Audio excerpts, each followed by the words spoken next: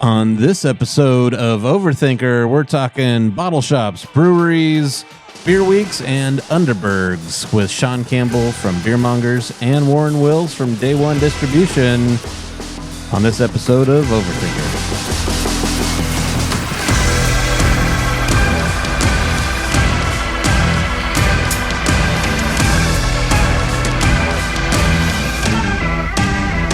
Found us. I don't know how, but they found us. This is the Overthinkr show. And we're live at BeerMongers. We're doing it live, as we always do. At BeerMongers this time, the epicenter of Portland beer here in Portland, Oregon, just off Southeast Division and 11th. And Overthinkr. It's made possible here by ZZeppelin. That's who puts on Overthinkr. They're a branding and marketing company in Vancouver, Washington. And Sean Burke from ZZeppelin is on the board tonight. He's a one-man show doing video and audio. It's edited and produced by Xac Denton from ZZeppelin. And you can follow us at Overthinkr Show on all the major social media things. And find us everywhere you get your podcasts. Spotify, Apple Music, whatever you get your podcasts at, we're there. And YouTube. You can actually watch us visually and see what's happening on YouTube, which is going to be exciting today because I know at some point here we're going to be playing with fire. So look this one up on YouTube. Our guest tonight, Sean Campbell of BeerMongers. What's up, Sean? Not too much. Thank you. Thanks for being here. This is the most produced thing I've seen here. All these lights. It looks great. So thanks for coming down. A lot of cords. Yeah, it's cool. We're in this little rat's nest here in the corner full of lights and cords and cameras. There's beer in case anything goes awry. Beer's mostly water, so it'll put out small fires. Good call. Good call. Also with us today, our first ever repeat guest. He was on the second episode. That's right. Where we talked all things California beer. That is Warren Wills of Day One Distribution at Craft Beer Scribe. That's right. What's up, Warren?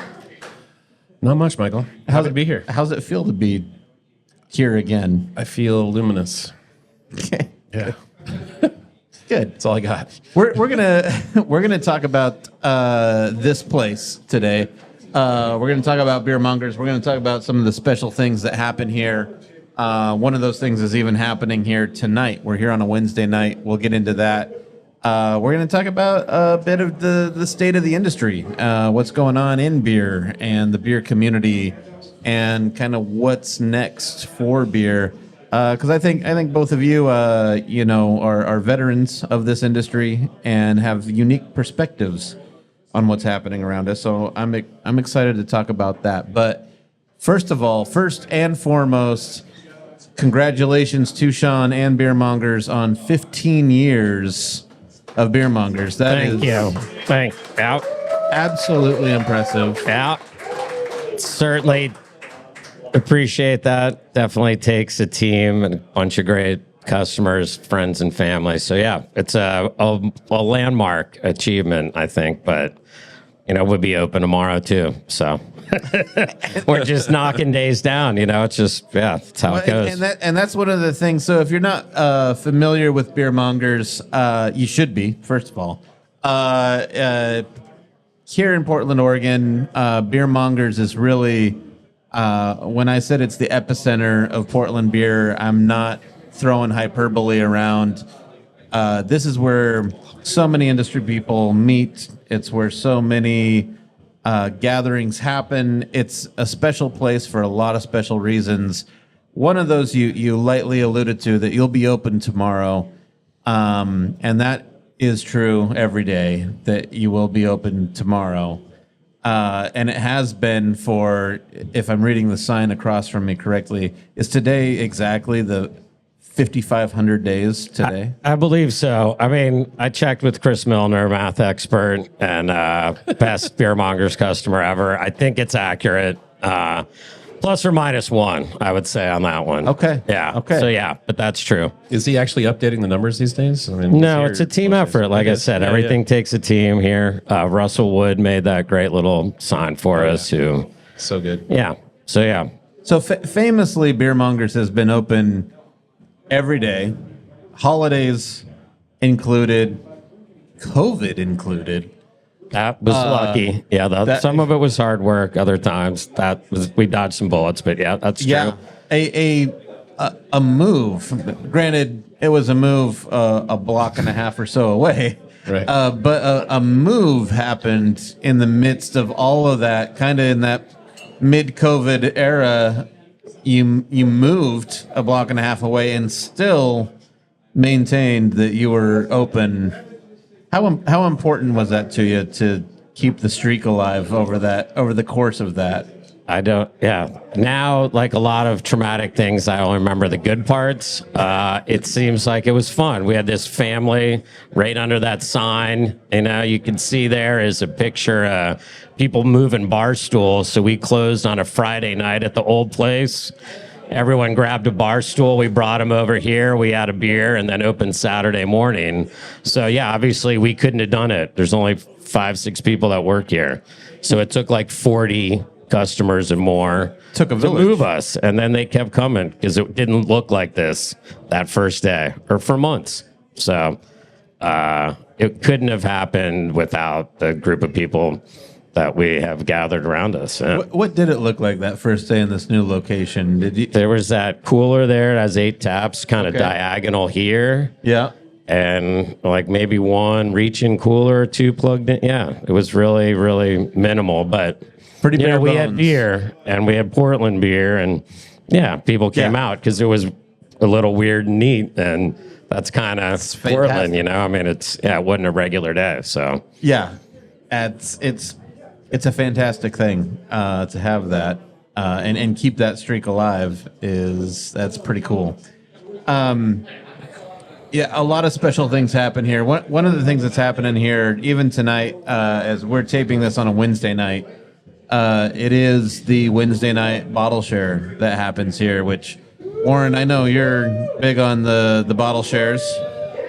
Sure. Yeah, bottle share in the house. There they are. Oh yeah. Every Wednesday still. Every Wednesday this happens here. When did this start happening? that's a good question. I probably could have done some research on that, Warren, and I could have looked through the Facebook or Instagrams. 2011, we're Jeremy getting knows, from the smart guys over there. So The bottle share knows yeah. when the bottle share started. Like a lot of 2011 is what I'm hearing. Yeah, and I mean that would jive, but like a lot of these things, it was organic. You know, it's not anything that I plan to do, or it's not in the business plan. But it gets people together. That's what happens, and then we get to try things we wouldn't otherwise. So yeah, it's had all kind of incarnations, but it's a tradition. Yeah, and that's what makes, again, like you said, it's a special place for that reason. Absolutely. Warren, you've been coming to these bottle shares. Yeah. It's been 9 years now. 9 years for you. Yeah.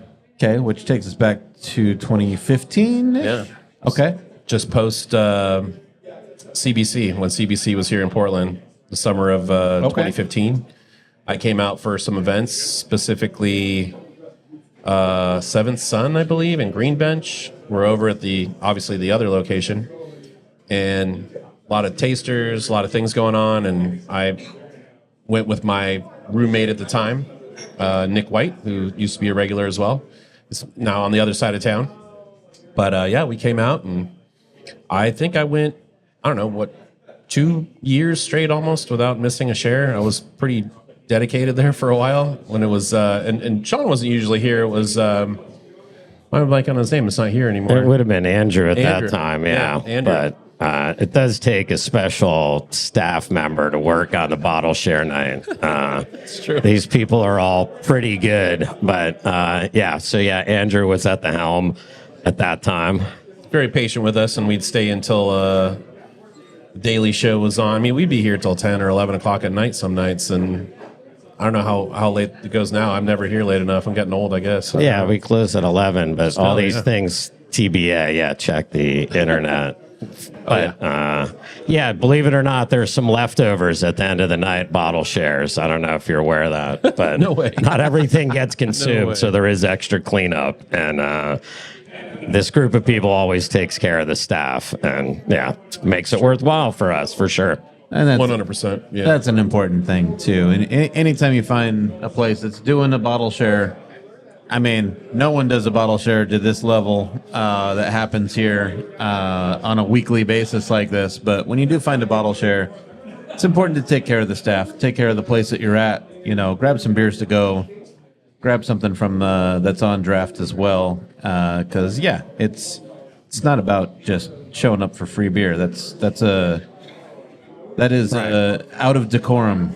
Correct. And I honestly, we used to have, like when Andrew was kind of guiding us through learning how to do this, we would have had some written rules. We would have had to take people aside, and the community kind of corrects itself in this great like craft beer community. Honestly, we don't really have to talk about that. Everyone does. You know, it self-selects a decent group of people, and they're like, yeah, obviously I'm here. I got to buy something. Occasionally, you know. Every once in a while, But you got to make a correction. It's not even, we don't even have to have really rules about it. But yeah.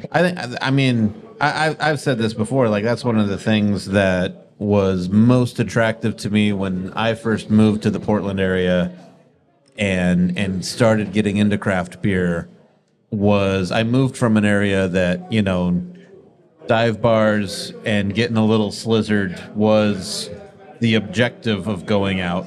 If you went out to a bar, the objective was to stumble your way home.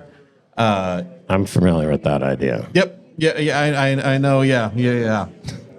But what was so appealing to me about the craft beer community was there is a family friendly element to it. Many places are family friendly, and there was this like self-policing, self-correcting kind of community that was like, hey, it's not cool to ruin this for everybody, which I appreciated because that was so much different than what I saw growing up in the places I tried out as a young guy.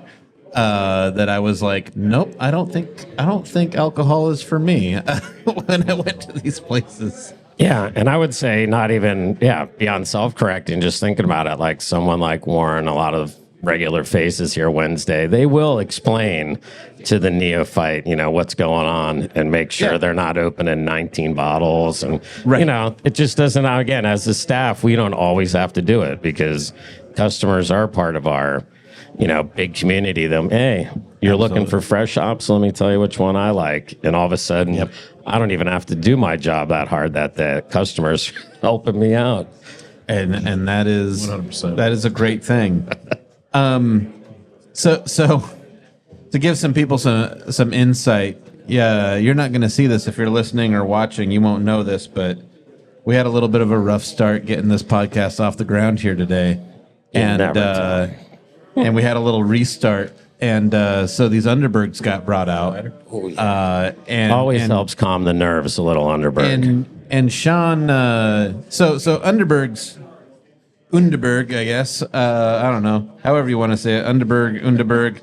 No umlauts. It is a phenomenon. Ünderbergs are. I like them. They taste a little bit like black licorice. There's some anise kind of qualities to it. It's a digestif.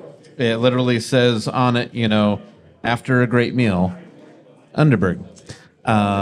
So the whole idea is to, you know, kind of settle your stomach, make for a better tomorrow. If you're having a few beers and a good meal, follow it with an Ünderberg. It's a good thing.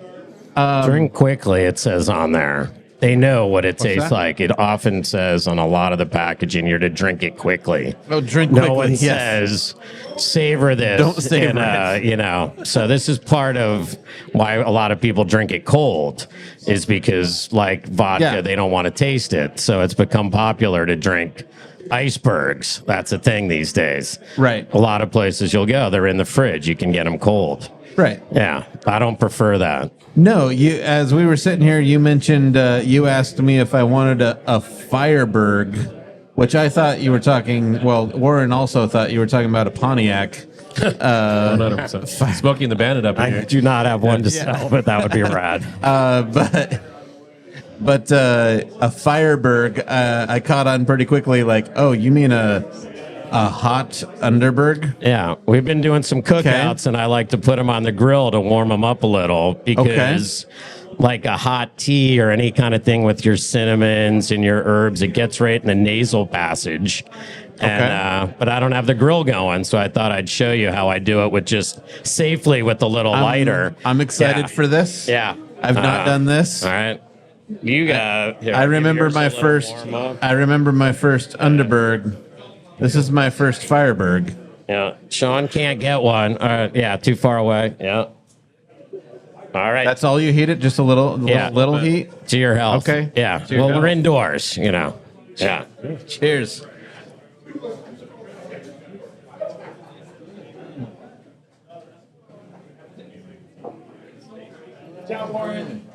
Always first. Yeah. 3, Marty McSorley. Tastes good. That's a good It is. batch, actually. Really tasty And batch. you're right. There Yeah. is a different nasal experience happening. We were only got a little warm, you know. Different tang. Getting I'm in the back. experimenting still. Yeah. Yeah. That is a different. My nasal passages just opened up, which is wonderful. There is another Berg, too. You know about the espresso Berg? I heard recently that there's espresso bergs. Yeah, it's the first new product they've introduced in like 100 years. You I'm can't scared. get it in the U.S., but I'm sure we'd love to taste it on a upcoming episode. Yes. Anyone out there that could get espresso Bergs. They're phenomenal. I heard that they. I'll, I heard that they popped up. I heard that at Brews for New Avenues there was some espresso bergs around. Oh, yeah. I wasn't brave enough then. I'm up for it. We could do it. But, Right. Well, this is part of the silliness that makes it all fun. Yeah. Yeah. Awesome. I'll take a quick moment to acknowledge. So we don't have any sponsors yet, but ZZeppelin that puts on this show also does a little thing called North Bank Beer Week, and some folks stepped up to sponsor North Bank Beer Week. North Bank Beer Week celebrates craft beer on the other side of the river, Southwest Washington, which is the North Bank of the Columbia River. Yes. That's why we call it North Bank Beer Week. We've got some sponsors for that. One of those sponsors we want to shout out right now is AMS Printing. They're out of Bellingham. They do label printing and other kind of printing and stuff for the beer industry. Great place to get some labels. When other printers feel like a sham, give a call to Bellingham AMS Printers. There you go. AMS Printers. Because labels on time is not a crime. Call AMS Printers. Right. Yeah. AMS Printers. We use them at Vice, and one of my favorite things is when we're in a pinch and we're like, shoot, canning day's 6 days away. They print in 2 days and they overnight it to us, so we get the labels on time, and that's pretty nice. So, cheers to AMS Printing. Thank you. That's our first legitimate, actual sponsor shout out on this show. Hell yeah. Nice. We've When never is done that this before. North Bank Beer Week? North Bank Beer Week is November 7th to 17th this year. Traditionally, it's been smack dab in the middle of fresh hop season. And this year, North Bank Beer Week, after some pressure for the last couple years, as Oktoberfest is getting going and fresh hop season's its whole thing, and just the climate is different. We get warmer weather into September, so everyone's just busier. There's still stuff going on. It started making less and less sense to have North Bank Beer Week in mid-September, and so we wanted to bump it into a time where there's not much going on, and we can kind of focus on it and make it something cool. So, what the heck's going on in early November to compete with? No, I like it. Absolutely nothing. That's what we do all the time is try to come up with stuff because we are open, so it's like you can't force it. And again, for me, my calendar, that time of year, I think that's right. I probably wouldn't go in September, I would have to drive past a bunch of awesome beers, things going on to get up there. But come November, right on. Not a lot going on. So yeah. I don't know if you've noticed, but Sean's got a legit Lucky Lager rotating sign back there in the top, in the further right, Michael, over by the cooler with the stouts in it. Oh, I see it now. Yeah, the light's out, sadly. Every time I see that, I think of the North Bank Beer Week used that logo one year, and I was like, oh, yeah. We did one year. Yeah, Lucky Lager is used to be, you've got to be actually probably a little older than me to remember the Lucky L. As you cross the I-5 bridge, there was a big lit up L that dominated the landscape. There you go. Now you can see it. That was that L, the Lucky Lager L, and Lucky Lager. I think we're at the point that we're nostalgic about it now, and I think there's an endearing quality to Lucky Lager was a thing that was here. It's part of Vancouver's history of beer. But Lucky Lager also kind of put a damper on beer. One of the major reasons that Southwest Washington beer was so far behind Portland beer as the beer revolution kind of was happening in 2010, and everybody was getting super stoked on beer, and breweries were popping up everywhere. Vancouver had no breweries, That was a result of when Lucky Lager left town in 1985. They left a mess. They left the building. They left all their trucks. They left all their kegs. They left all their equipment, and the place was ransacked. And downtown Vancouver became an unsavory place because of that. And so, little history lesson there. That's what happened. Long story short, about 2003, the folks from Pyramid and Bader Beer and Wine Supply got together and filed suit against the city of Vancouver to allow beer to be brewed within the city limits again. It was actually illegal to brew beer in the city limits of Vancouver from 1985 to 2003. Wow. So that would put a little bump in the curve, right? That'll put us a little behind what was going on the other side of the river at the time. So I'm happy to say North Bank beer and Vancouver beer has caught up with the curve. I'm very excited about the beer that's being made in Southwest Washington right now. So I'll say that in a Portland venue full of Portland homers. I think we love all beer. Yeah. Very welcoming. Yes. No.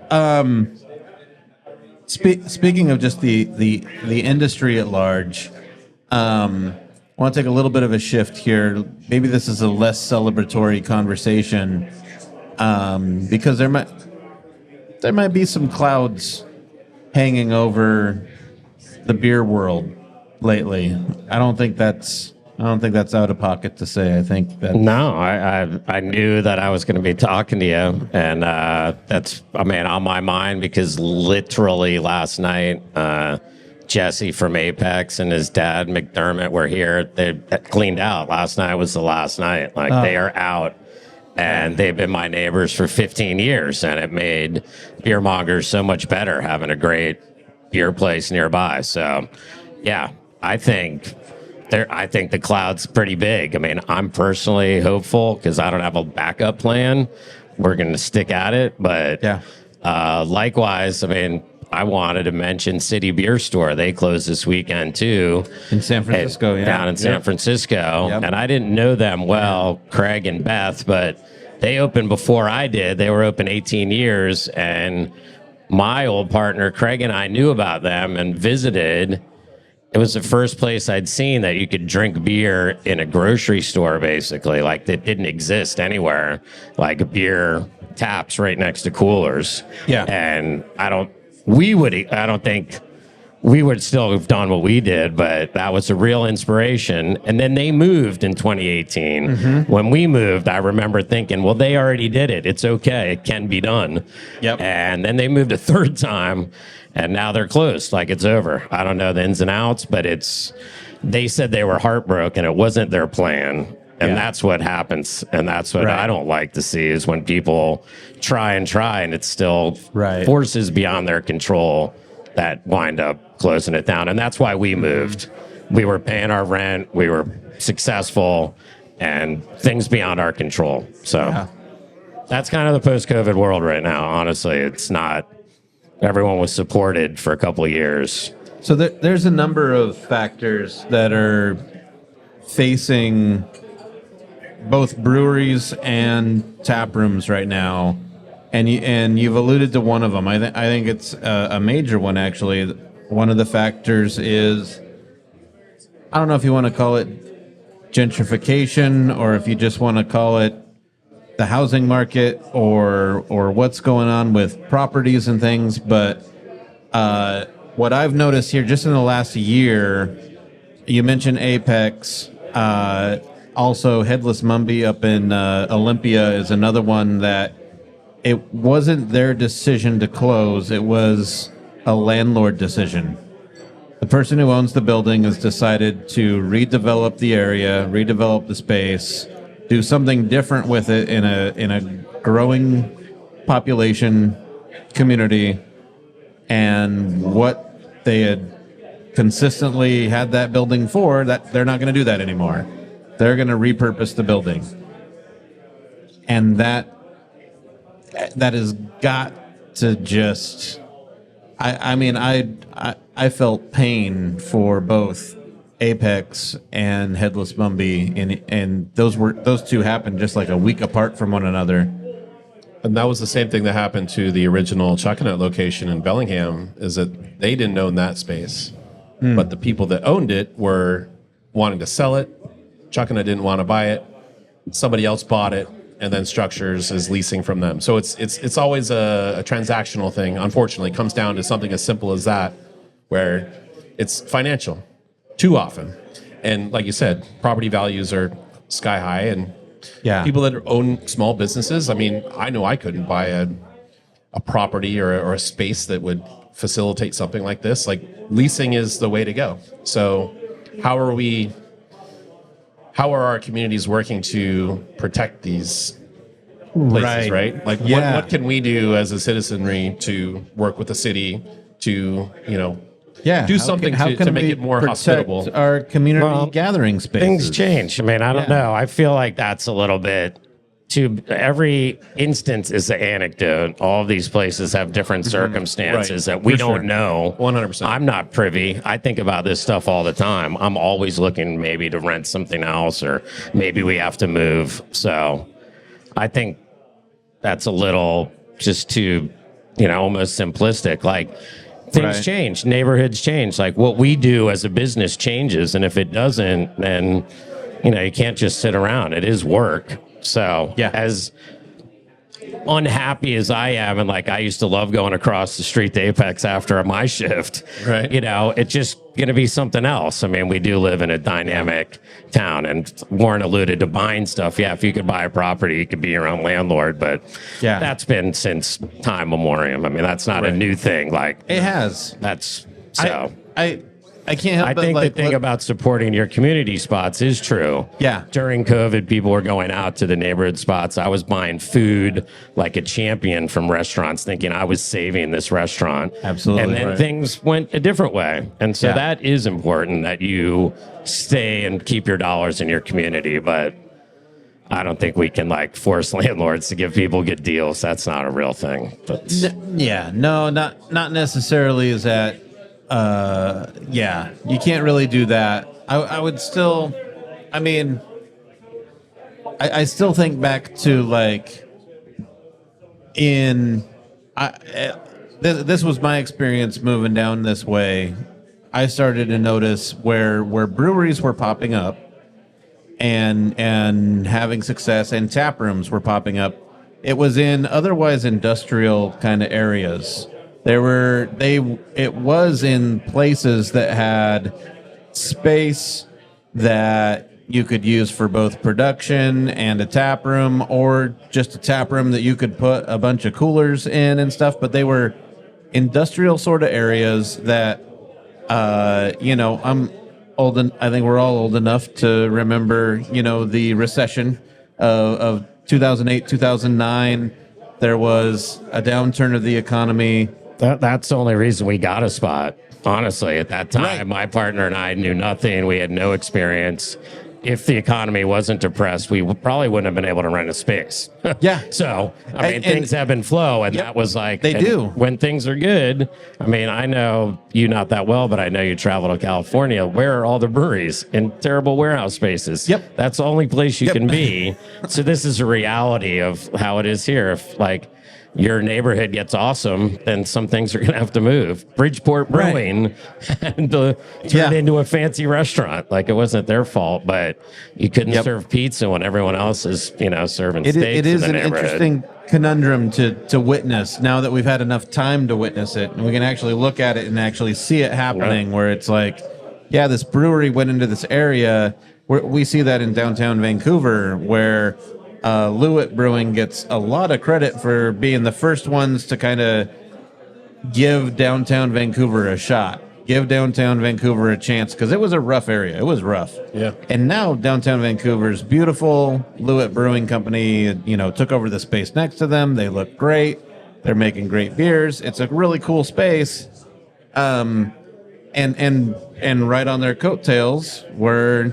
Now we have Heathen and Trapdoor and Irrelevant Beer and Tap Unions down there now. Right. And So that's the positive part of maybe some people used to travel from Vancouver to go to places in Portland, and now they don't. Or how it's very neighborhoods true. develop. Oh, yeah. And so then, something here has to suffer, and that's just kind of the ebb and flow. I feel like I lived here 30 years. I've only been really going to Vancouver for fun for, I don't know, 5 or 6, Right. little before COVID, and now more. Nobody So went to Vancouver that's- for fun before. No, I mean there was what was the Ivy? What was that? Old Ivy Tap Yeah, Room, yeah. right. And Yeah. that was the Yeah. place I would go Dave out and of my way. Arlene. Yeah, when They the were the first OGs. Uber came into town, 2015. It was right after CBC. That was one of the first things I did. I was like, "Yep, I can go up there and drink and get safely home." Yeah, so, no. So now, good segue. What was Old Ivy Tap Room is now the second location of Brothers Cascadia Brewing. I didn't know that. No. So that's now something that we're seeing more and more is breweries are opening up their own satellite tap rooms because I've mentioned it before in this podcast about just how I think the beer world is about 10 years behind the coffee world. So 10 years ago when we started seeing small independent coffee kind of own their neighborhood, and all you needed to do was roast and be in your neighborhood and you could survive on that model. Mm-hmm. I think now we're starting to see breweries start to do that. And they're saying, oh, I can just be my neighborhood brewery, maybe distribute a little here and there, but own my neighborhood, Right. and survive. That is interesting because your neighborhood could be different sizes, right? But just Very true. Warren brought up CBC.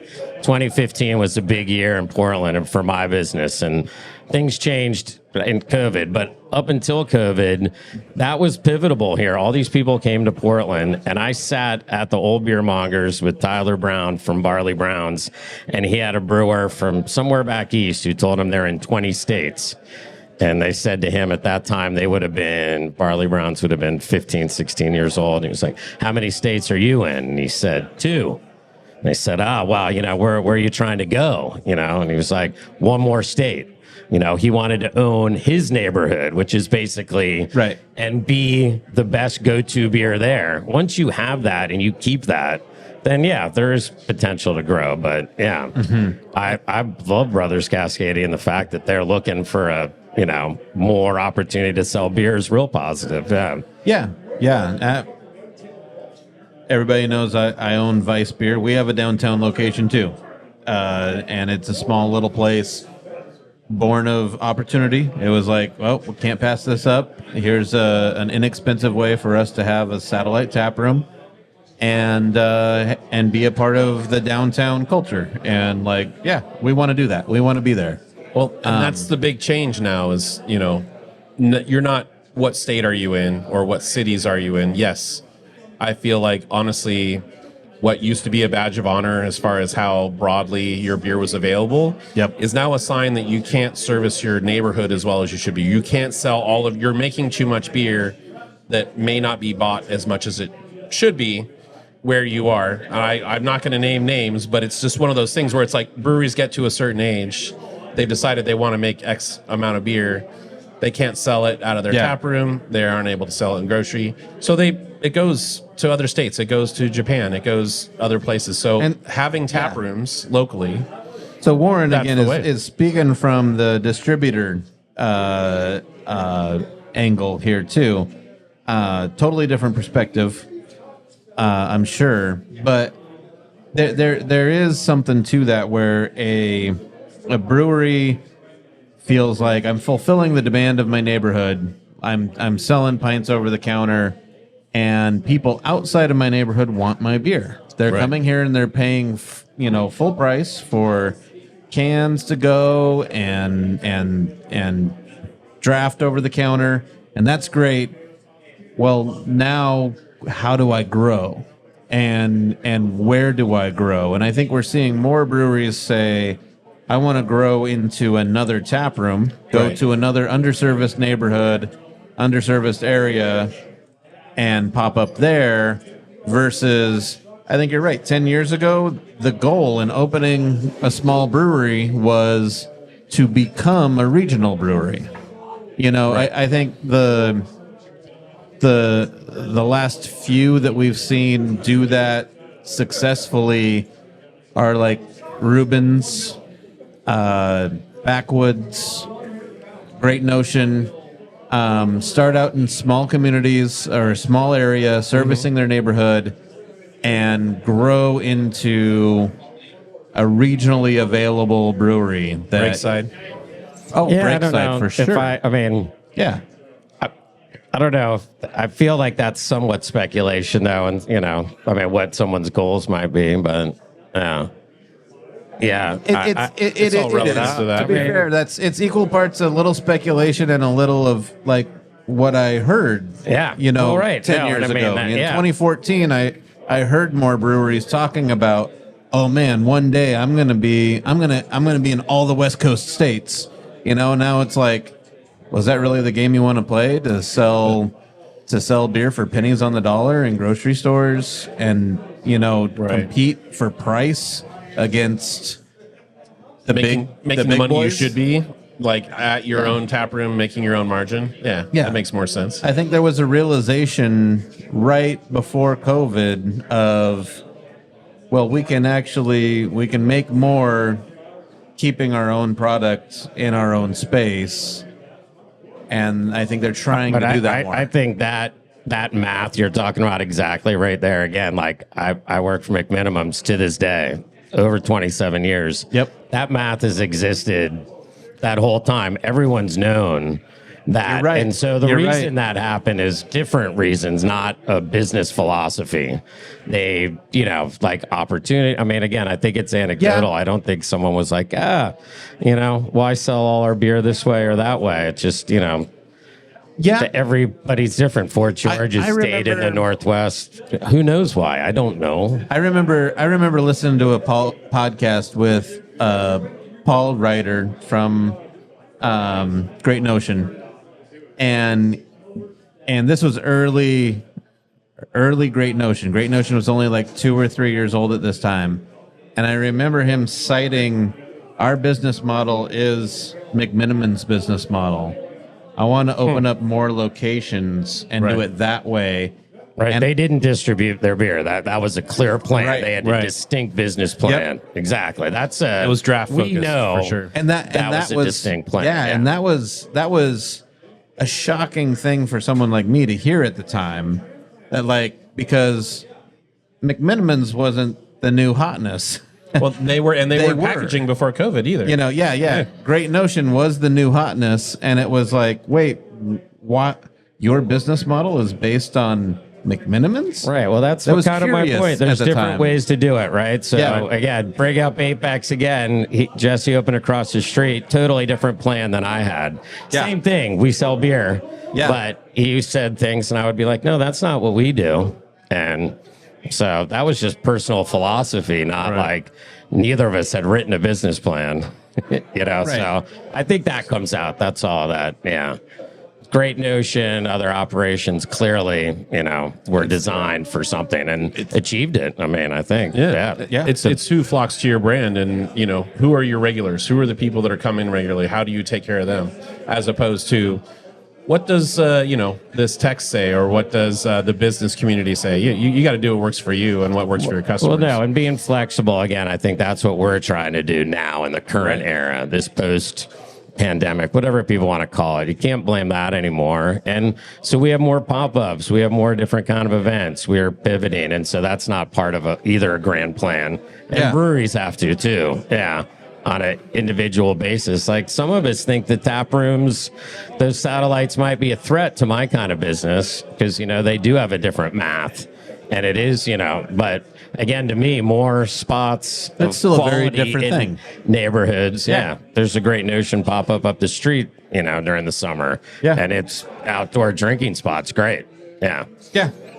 It's a different model. It's a different thing. I think, people come to the tap rooms and the bottle shops for the variety and for the hard to get things. It's the collectors. There's so much about beer that is so similar to sports card collecting that I grew up with, that I see all these parallels in like, I have to have this variant and I have to have this variant, and this is a one of one. I have to have it. And I mean, that's why this bottle share exists here tonight, is such a part of that. This is, back in the day, I used to go to school and I had my binder of my cards, my best cards. And that's what I brought to school to Show trade. off. Yeah. And you would come to the lunch table and open it up and be like, you got this Barry Bonds rookie? Like, look at this. I do think, as a trend, it is going away a little bit. You're talking about what breweries do. I can only see afterwards. I don't know beforehand. I'm not privy to these conversations. But what I see now is less of those kind of beers that you would sell or that you would save. And that's not a trend. Again, I think that's like a math situation for a lot of breweries. But I think this is going away to some degree. There's like a race to the middle, like, making less interesting beers because they don't sell, and then interesting beers won't sell if they're not made. So I am a little worried about the bottle share, that it might not happen if it's all pale ales and I don't know, lager. I love lager. It's all I drink. Ask anybody. But Sure, not as many breweries. Eight-year-old lager is no longer interesting. Right. I mean, maybe, I've seen that, not necessarily here at this bottle share, but other bottle shares that I visit, I've seen a lot more fresh lagers and IPAs being opened, but they're from out of market. Right. I know that. So that's one of the great reasons to have the bottle share, is to try something I could never have. Like, I'm not going to that state, and it only exists there. And that local. I love that. Someone traveled and they brought this back. Yeah. And that's such a cool thing that, again, it goes back to it's just like the lunch table with the baseball cards. Right. It is. And it's hey, I went storytelling. to this place. Look what I brought for you guys. Which is fun. And here's the story of me going to the brewery and the people that I met and the beers that we tried and why you should find them. And, next time you go to Cincinnati, go check out this place. Yeah. For sure. Absolutely. Yeah, that's how you discover so much beer for travel. And I think let's touch on that next. I want to talk a little bit about beer tourism. But first of all, I want to give another shout out to one of our sponsors for North Bank Beer Week. One of our sponsors for North Bank Beer Week is Tacoma Beer Week. Tacoma Beer Week's kicking off March 1st. They've also moved their beer week into March. they just finished their beer week here in August, and they're going to have their beer week coming up quick in March. March 1st, 1st through 9th. When your buddy is in a coma from the hop aroma, you must be drinking beer from Tacoma. Tacoma Beer Week. Kicks off March 1st. Check it out. Tell me more about the aroma. Every time I hear Tacoma, I have the aroma of Tacoma. I'll tell you this. I went up to Tacoma Beer Week this last year. Spent 5 days up there. Tacoma has turned around. Yeah. And beer is a part of that city's story too, in how that city turned around. They have the brewery blocks there now, which was like super industrial, run down. Heidelberg was there and everything. Now that facility is owned by Seven Seas. They've done a great job renovating that place, and there's a burger spot inside of it and all of this. Like, it's such a cool area. Yeah. And so much of what was the aroma of Tacoma and a very industrial, the gritty city is what they used to call it. Not the case anymore. Not the case anymore. It's really a neat town for beer things. It was almost a slower roll than Vancouver, right? I mean, Vancouver came late to the party, but did it pretty quickly, versus Tacoma, who's had E9 and these other breweries that have been around for a long time, but it's been a very slow build to where they are now. Well, I mean, not the Seven Seas. Seven Seas has not been around for a long time either, but those are the only ones I know in Tacoma. Like, it's Sig Brewing is amazing in Tacoma. Narrows Brewing is doing good stuff in Tacoma. There's a lot of reasons to check out Tacoma beer, and the beer bars in Tacoma.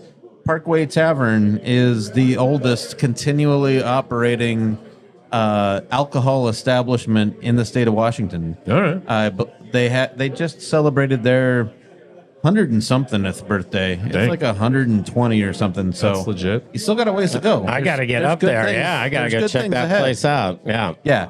Parkway Tavern is cool. It's a special place. You can have a great time too. There's Pint Defiance up there. That is the spot I've been before. Yeah, Peaks and Pints. Peaks and Pints is great people. Very special. Tacoma's got good stuff. That said, great unplanned segue again. Just beer tourism, I think, is something that I would say is on the upswing. More so, I think more people are excited to go to different cities and different places with beer specifically in mind. When here today, when we were setting up the podcast and everything here, there was a gentleman with a strong British accent talking about his plan for the day and all the places he was going to go. And this was one of his early stops. And, we had recommendations for him and everything. Yeah. I did actually see him at Chuckanut about 20 minutes later because I popped up there. And so that was, and good. Unfortunately, that spot won't be there much longer. So go to Chuckanut, Peanut on Crothers. Yes. R.I.P. Yeah, you're right. To cut you off a little bit. No. It is anecdotal to a certain degree, but I know we had some percentage of tourists as part of our business pre-2020.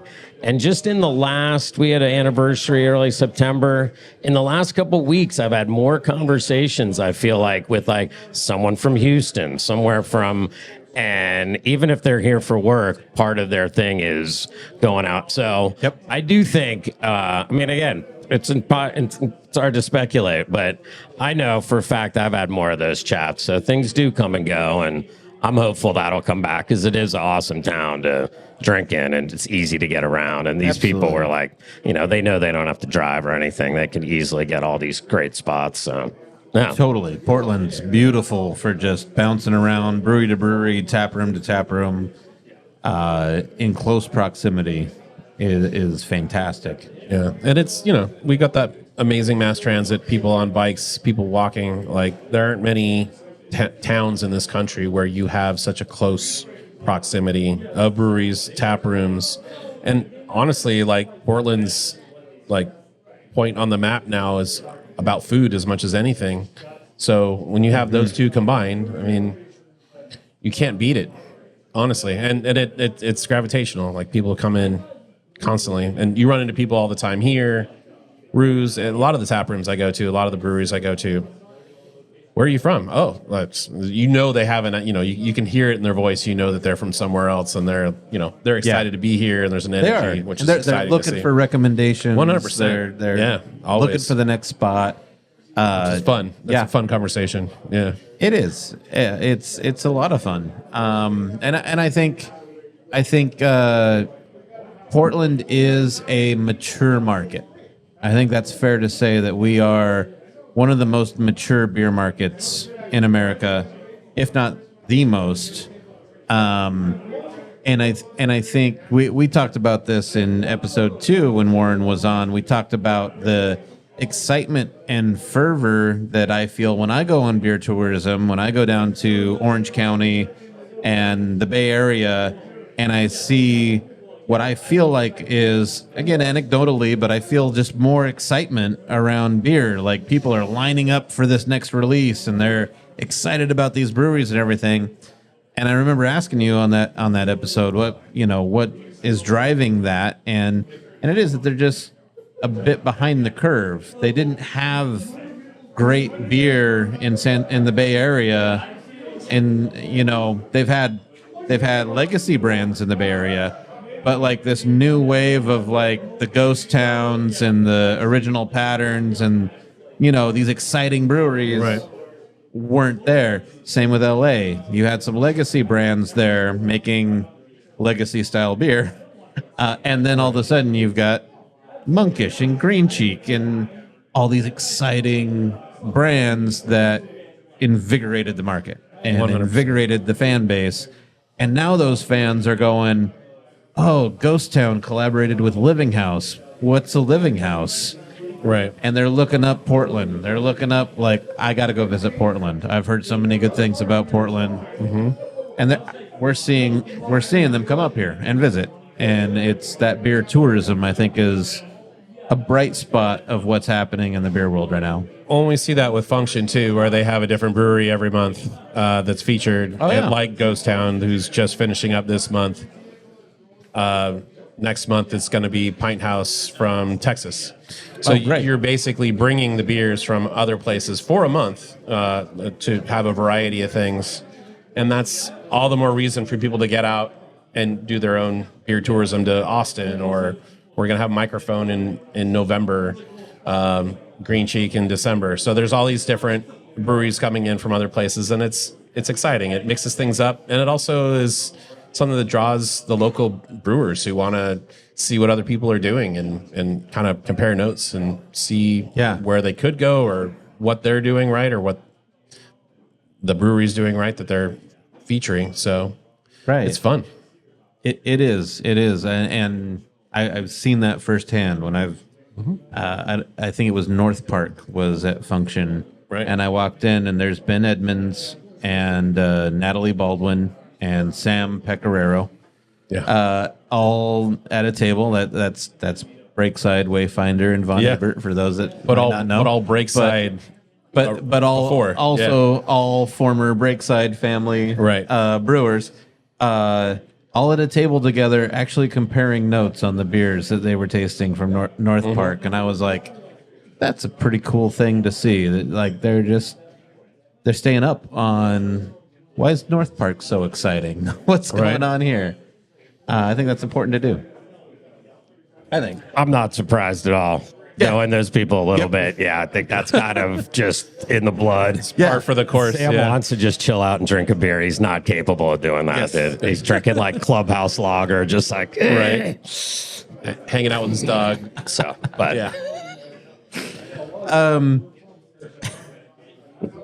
You just poured us a legacy beer here. I was getting thirsty, and you said we could talk about BeerMongers. So then I said, well, this is BeerMongers' favorite beer, and I just need a little beer.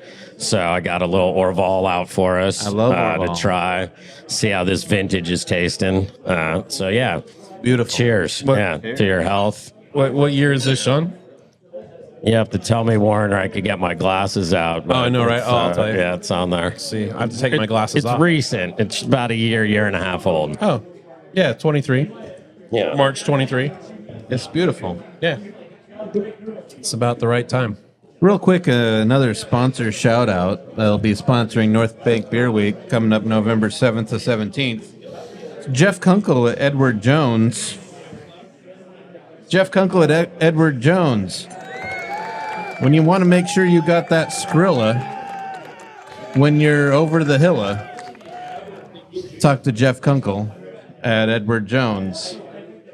Or if you own a brewery, Geoff Kunkle at Edward Jones can help you and your brewery team plan for retirement.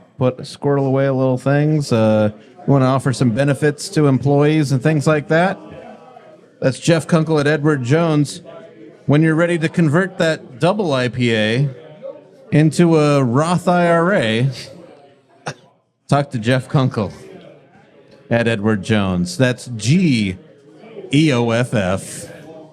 Kunkle, pronounced golf knuckle. Look him up. I like it. That was good. I feel like we've got haikus going on, and I'm feeling overwhelmed. Like I'm not. It's okay. It's okay. It's our first swing at having some sponsors and things. It's exciting. We're excited to shout these folks out. They're supporting the Beer Week and things. So, drinking Orval. Orval is one of those beers that tried and true as there is. I look around here. I see Sean wearing a Sierra Nevada shirt. I saw you walk in here with your Anchor Steam backpack. I'm just old, man. I know I don't look There's it. things that stand the test of time, though. This is true. Yeah. There are beers that do stand the test of time. Whether it's,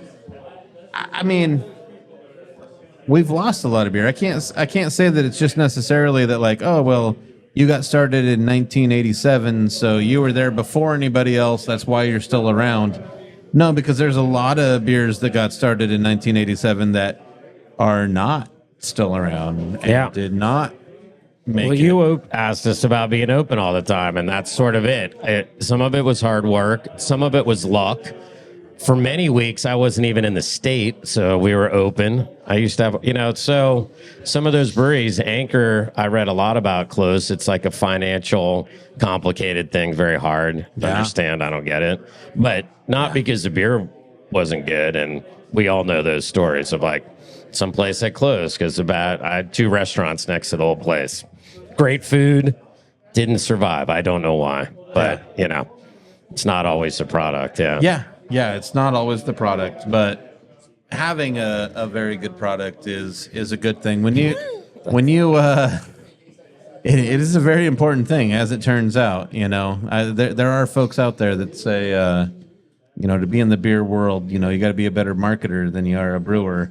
Not in Portland. That's not true. Not here. Yeah, other places. Yeah, but yeah, I think there's got to be quality in the liquid first and foremost. It helps if you know how to sell it. That does help because I would say the opposite's true too. There are very good breweries and very good beers that have not made it, and it was no result of the quality of the beer. No, this is my point. There are often other conditions, just like these taverns closing or anything. Yeah, there's a lot of other factors, but yep, it could be. Yeah, it could be funding and positioning. It could be.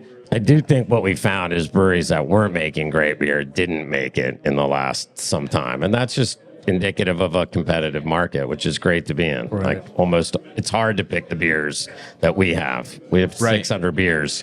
I could have more. There's a lot of good ones we don't have. Yeah. I feel lucky in that regard. Yeah. I would tell folks listening and you are winning right now. In terms of the quality of beer that's available in 2024, it's incredible what's available and what we have access to.